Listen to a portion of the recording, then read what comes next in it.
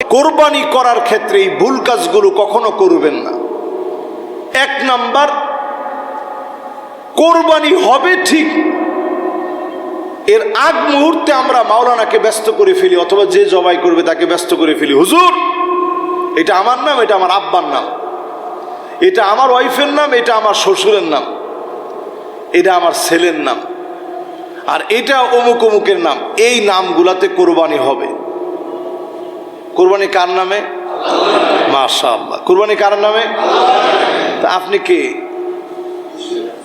আমি এখানে বলবো আল্লাহ আমি একটা মিসকিন, আমি একটা ফকির, আমি হাকির, তুচ্ছ নগণ্য আপনার গোলাম, আপনার জন্য কিচ্ছু দিতে পারি নাই, আমার সন্তানরে কোরবানি করি নাই, আমার নিজেরও আল্লাহ আপনার জন্য দিতে পারি নাই। একটা পশু কিনার তৌফিক আল্লাহ আপনি দিয়েছেন আমার মতো নাদান নালায়েক গোলামকে, সেটা দিয়ে আল্লাহ একটা পশু আনছি। আল্লাহ জানি না সেটা কবুল করবেন কিনা। আমার পক্ষ থেকে, আমার এই ভাইদের পক্ষ থেকে আল্লাহ আপনি কবুল করে নেন। নামটা কার? আল্লাহ তাআলা। যদি এইরকম চিন্তা থেকে কোরবানি করতে পারতাম, অন্তত পশুটা যে আল্লাহর জন্য কোরবানি হচ্ছে, তার মনের ভিতরে তার জীবনটা সবটা দিয়ে দিচ্ছে আল্লাহর রাহে। আর আমাদের মনের ভিতরে চিন্তা কেমন চিন্তা করেন? কোরবানির আগেও জিজ্ঞাসা করি, গোশত মনে হয় খুব ভালো হবে, পশুটা কোরবানি করব, তার আগে আমরা বলতে থাকি গোশত খুব ভালো হবে, একবারে সরস গোশত। জবাই করার পরও আমরা বলতে থাকি গোশত একেবারে খুব সুন্দর হয়েছে, কি সুন্দর গোশত। এই কথাগুলো আজকে থেকে আর বলবো না। হাটে বাজারে এখন দেখতেছি ওজন করে কোরবানির পশু বিক্রি করা হচ্ছে। যেই জায়গায় ওজন করে কোরবানির পশু বিক্রি করা হয়, ওই কোরবানি আল্লাহর কাছে গ্রহণ হবে না। কোরবানি এত সহজ জিনিস না। আপনি জীর্ণ শীর্ণ, হক আদায় হয়েছে, 2 বছর পুরা হয়েছে এরকম কোন মহিষ, এরকম কোন গরু, 1 বছর পুরা হয়েছে এরকম কোন ছাগল, বেড়া দুম্বা যদি 1 বছরের হয়, 6 মাসেরটাও যদি 1 বছরের মতো দেখায়, এইরকম কোন পশুকেও যদি আপনি কোরবানি দেন, আল্লাহ তাআলা তো কবুল করবেন নিশ্চয়ই। নবীজি সাল্লাল্লাহু আলাইহি সাল্লাম সারা জীবন কোরবানি করলেন এইভাবে। কিন্তু আমি আপনি কোরবানি করতেছি লাখ টাকা কোটি টাকার গরু, কিন্তু ইখলাসের জায়গাটা কোথায় তৈরি হচ্ছে? খেয়াল রাখবেন, ছুরিটাকে ভালো করে ধারালো করবেন। রাসূল করিম সাল্লাল্লাহু আলাইহি সাল্লাম প্রত্যেকেই বিষয়গুলোকে অত্যন্ত গুরুত্ব দিয়েছেন। আমরাও গুরুত্ব দিই, এই কাজগুলো করব। নবীজি সাল্লাল্লাহু আলাইহি সাল্লাম একটা হাঁটু দিয়ে আস্তে করে পশুর উপর চাপ দিয়ে ধারালো ছুরি দিয়ে জবাই করতেন। নবীজি সাল্লাল্লাহু আলাইহি ওয়াসাল্লাম শিখাতেন, জবাইয়ের সময় নাম হবে কার? আল্লাহর নাম। বিসমিল্লাহি ওয়াল্লাহু আকবার, বিসমিল্লাহি ওয়াল্লাহু আকবার বলে নবীজি সাল্লাল্লাহু আলাইহি সাল্লাম জবাই করতেন। যদিও আমাদের দেশে আমরা বিসমিল্লাহি আল্লাহু আকবার বলি, হাদিসের ভিতরে বিসমিল্লাহি ওয়াল্লাহু আকবার আসছে। সহিহ বুখারী সহিহ মুসলিমের হাদিস দেখবেন, নবীজি সাল্লাল্লাহু আলাইহি সাল্লাম জবাইয়ের সময় কি পড়তেন? নবীজি পড়তেন বিসমিল্লাহি ওয়াল্লাহু আকবার, পরে এরপরে আপনি জবাই করেন। জবাই করে খানিকটা সময় পশুকে দেন, তার জীবনটা চলে যাচ্ছে আল্লাহর রাহে। আপনি তাকিয়ে তাকিয়ে দেখেন আর চিন্তা করেন, এই মৃত্যু আপনারও আসবে। তার মৃত্যুটা আল্লাহর রাহে হয়েছে, আল্লাহর জন্য কোরবানি হয়েছে।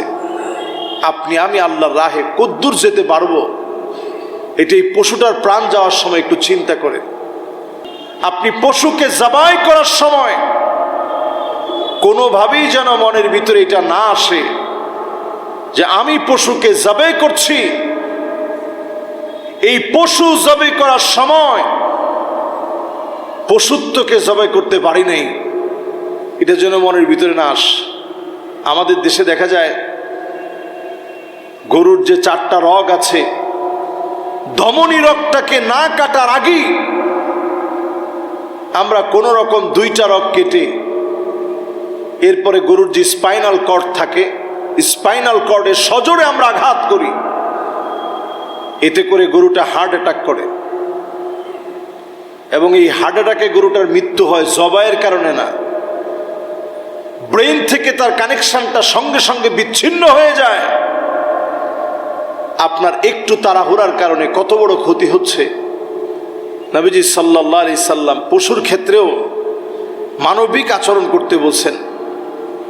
আল্লাহর হস্তে পশুর পশুত্বকে সে যেমন বিকিয়ে দিচ্ছে কোরবানি হওয়ার মধ্য দিয়ে, আমি মানুষ আমার পশুত্বকে আমি কতটুকুন কোরবানি করতে পেরেছি। প্রত্যেকটা প্রাণীরই মৃত্যু হবে, একদিন না একদিন শেষ হয়ে যেতে হবে।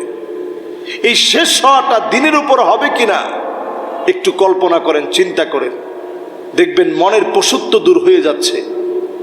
আইয়ুফিকাহু বিআমালিন সালিহিন ক্বাবলা মাউতিহি, মৃত্যুর আগে যদি আল্লাহ তাআলা কোনো না কোনো একটা ভালো কাজ করতে করতে পশুটা যেভাবে চলে যাচ্ছে কোরবানি হয়ে, আপনি আমি যদি এরকম কোনো একটা ভালো কাজ করতে করতে চলে যেতে পারতাম, আমাকে আল্লাহ ভালোবেসে ফেলছে এটা প্রমাণ হতো, এই উসিলা আমার গুনাহ মাফ হতে পারত।